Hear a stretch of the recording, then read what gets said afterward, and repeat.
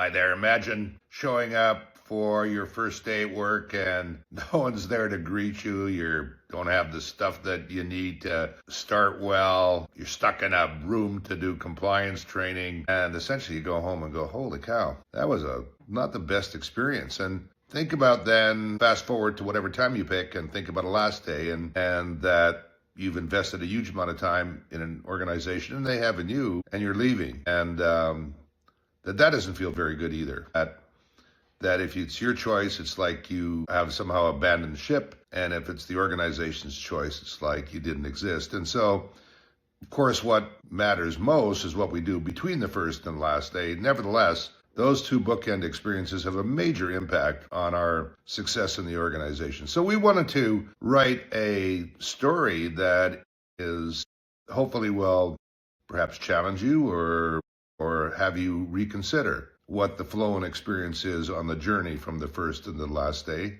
It's about a person named Jay, and it's her story on video, very short video, that's in our blog that we hope that you'll enjoy. Let us know what you think about it.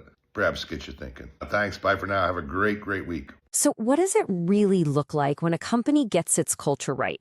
I'm not talking about just some posters on a wall, but a real lived experience that can totally transform an employee's career. We're going to dive into this amazing story of an employee named Jay and a company that turned a simple job into a journey of, well, becoming. Okay, so picture this.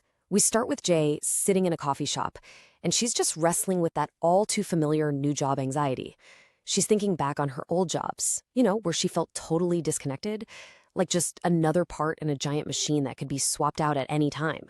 It's a feeling I think a lot of us know, that nagging question of whether the next place will finally be the one where we actually truly fit in. And this slide just lays it all out, right? This is the crossroads she was at. In one direction, her past, feeling like a cog, her job just eating up her life. But ahead of her, an opportunity with a company that was famous for its people-first culture, a place that wasn't just hiring her to do a job, but was literally inviting her to make us even better. Now, the choice seems obvious, but that fear that it won't really be any different, that's real. And then you hear it, a ping. This was the first sign that things were going to be different. This wasn't some cold, automated offer letter. No, this was a personal welcome that just immediately shattered every expectation Jay had about what starting a new job feels like. This was the first clue. I mean, just look at this pre-boarding experience. Before she even stepped foot in the office, the company was already hard at work building that sense of belonging. We're talking a personal note from her future boss, a wow box full of cool stuff sent to her house, and get this, even a personal message from the CEO of a 5,000-person company. This wasn't just onboarding. This was a meticulously designed welcome mat rolled out just for her. Now, this is where it gets really interesting, how they actually orchestrated her first day. It had nothing to do with filling out HR forms.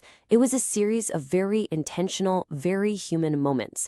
A parking spot reserved just for the newbie, being greeted at the door by not one, but two buddies, and a tour that wasn't about the building layout, but about the company's purpose. Every single step was designed for connection. And the personalization was just, well, it was incredible. These weren't generic welcome gifts. No, these were super specific, thoughtful little details they pulled from a Connect card she'd filled out earlier. A picture of her dog right there on her desk, her absolute favorite ice cream, a book by an author she loved. The message was so powerful and so clear. We see you, Jay, the individual. But look, a great first day is one thing, right? The real test of a company's culture isn't just a party. This company's commitment was designed to be measured. And the first huge checkpoint, it came at the 90-day mark, in a meeting with the CEO herself. And you have to hear this. This was the company's promise to her. They basically said, look, if after 90 days you decide this isn't the right fit, we will pay you for 3 months to leave, and we'll help you find your next great role. Wow. I mean, that is the literal definition of psychological safety. It's a company so confident in its own culture that it gives the employee all the power to make the final choice. So, okay, after this absolute masterclass in making someone feel like they belong, you gotta wonder what's next. What could her first real assignment possibly be? Well, during her first lunch, Jay's new boss gave her a task that was as surprising as it was profound. That was it. not to make a 90-day plan or to jump into a project. He told her, your first assignment is to write out your last day here. He asked her to imagine her own departure, to frame her entire time at the company around her own personal growth and legacy, right from day one. And this all comes down to one core philosophy they had, something they called personal equity. And the idea is really simple. The company's main job isn't to squeeze value out of its employees. Nope. It's to invest in them, to make a promise that you will leave their company richer in every single way, financially, experientially, you name it, than when you first walked in the door. Now, let's fast forward and see how this philosophy actually shaped her journey. Because it wasn't just a nice idea they talked about on day one, it guided her entire 6.7-year path. From that last day assignment where she set her goals to a totally game-changing project in her third year, and that all led to her being recruited for a C-level role at another company. See, she moved from just belonging to truly becoming. And just like that, the story comes full circle. Jay is back in that same exact coffee shop. But the anxious, uncertain person who sat there years ago is gone. In her place is this confident executive. And she's not filled with anxiety this time, but with just this immense gratitude and a deep, deep sense of accomplishment. And here it is, in her own words, from the farewell letter she's writing. She says, when you told me that you'd make me a promise to grow my personal equity, well, you've kept that promise and much more. The company delivered. That bold, audacious promise they made on day one was the direct reason for her transformation, and the reason she was now stepping into a chief people officer role. So her reflection basically gives us the playbook, right? First, connect with people before you start talking about tasks. Create safety so people feel like they can be their real, authentic selves. Treat mistakes not as failures, but as chances to learn fast.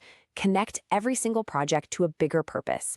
And above all, treat people like the unique, indispensable humans they are.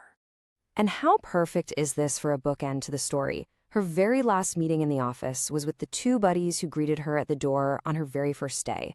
It just goes to show you that the relationships, that human connection that started everything, were nurtured and valued right up until the very end.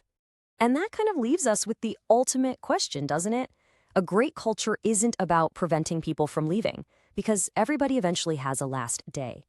The real measure of your culture is the story they tell about you after they're gone. So what will that story be?